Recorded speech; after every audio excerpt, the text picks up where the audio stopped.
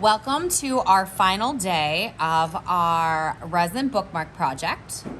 Today we are going to finally get to see our bookmarks, our finished bookmarks. We are going to put on a tassel. We are going to display them for sale, and we're going to talk a little bit about making a profit off of items that you create. So without further ado, let's get started. All right, so we have created resin bookmarks, right? And you are going to get your bookmark and it'll look something like this. It's going to be finished and it's going to have a hole. After the demonstration, I'm gonna get these guys out of the way.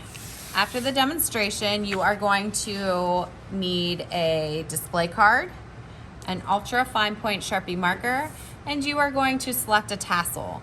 There are several tassels over there to choose from as far as colors go. Try not to make a mess of them, please. They're kind of organized right now. So the first thing that we're going to do is we are going to tassel our bookmark. So it's pretty straightforward. You're going to pinch the end of your tassel. You are going to thread it through the hole. Right? So I'm going to create a loop.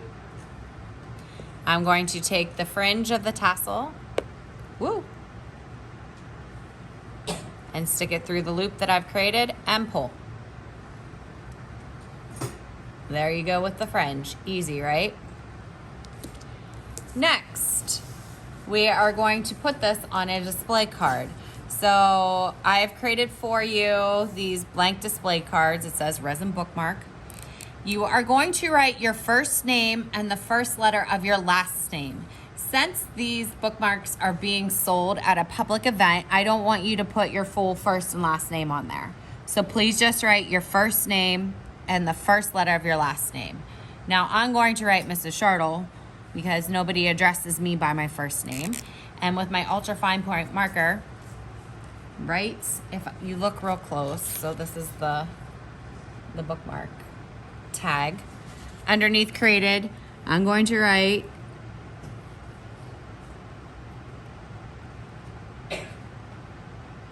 please avoid using cursive or like your signature. These need to be legible so that they can be read, okay?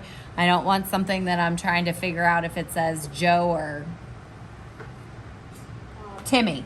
Like I need to be able to tell what it says.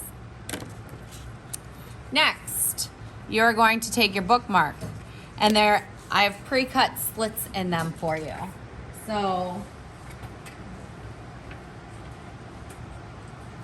should look something like this when we're done. We are going to take and thread our bookmark underneath the first slit. So basically like weaving. We've woven paper before.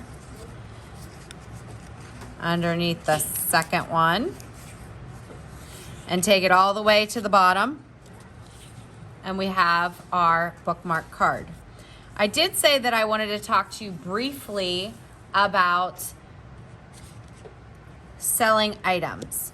So when it comes to pricing these, we are obviously going to try to make a profit. A profit is the money that you have left over after you've sold your item and you've subtracted what it costs to make your item.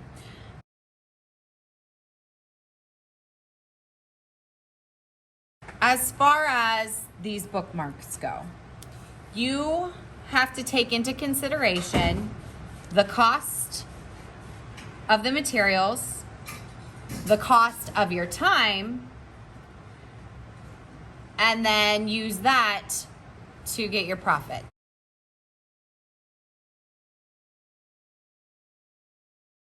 So let's take materials cost to begin with.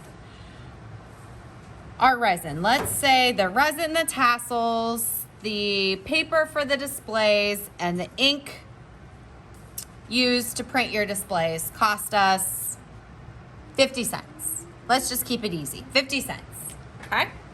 That is your materials cost. Your materials collectively cost 50 cents. Your time also has a monetary value. So as beginners, let's say you're charging $20 an hour. Your time has value. So keeping the numbers even here, one class is almost an hour. So if you divide your hour up by 20 of you and your value is $20 per hour, that's about $1 a kid, right?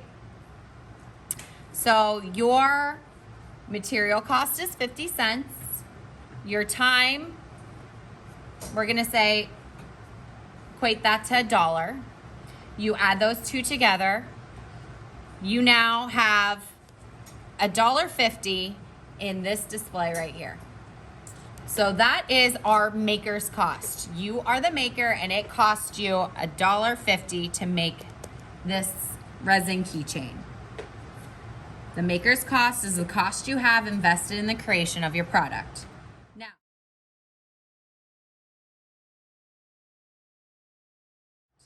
Now, let's talk about profit.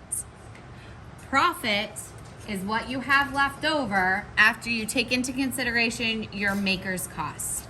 So in order to make a profit, the general rule of thumb is to take your maker's cost and times that by 2. This, in essence, is your wholesale price. But we're not going to get too involved with discussing wholesale and retail cost. We're just gonna say, in order to make a profit, this cost us $1.50 and we need to times that by 2. So what must we sell this at in order to make a profit? Go ahead and just yell it out. $3. We must sell this for at least $3. That means that you would be making back what you put into it. So that's kind of canceled out. And then you're making $1.50 in profit. However, we're gonna sell these for more than $3. So we're going to have additional profit. The cost is yet to be determined. But at the end of class today, I should have a whole collection of bookmarks ready for display and for purchase at our vendor fair.